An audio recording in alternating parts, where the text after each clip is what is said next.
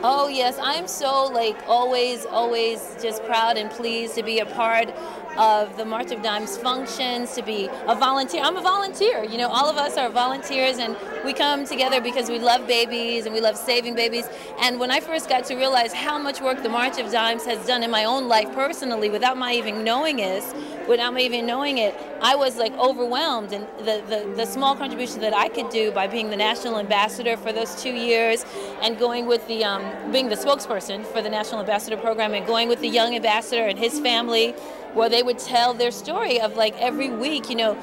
this mom being and dad being told your baby's not going to make it, this test and that test, and having two children of my own, to know how touch and go those early weeks and months are, and nothing was even wrong with my child. So to have those kinds of scares, and it's just like a roller coaster ride. You know, it has a really long history, and not for nothing, it's because the heart of the organization is so authentically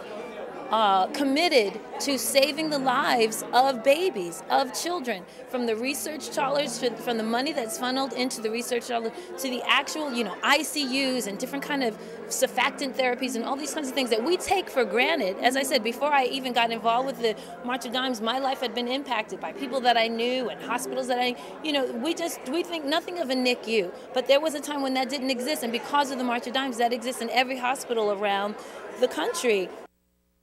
But this organization really has been committed to children and babies from its existence. And also they've had like a really keen ear and eye about changing the mission or altering the mission to become, once the polio was eradicated, then they moved into birth defects, and then they moved into what the campaign is now is to wiping out premature births, to finding out what are the particular factors that make some babies or mothers more susceptible to losing their child or having their child being born premature than others, and particularly as it affects the African American community, which is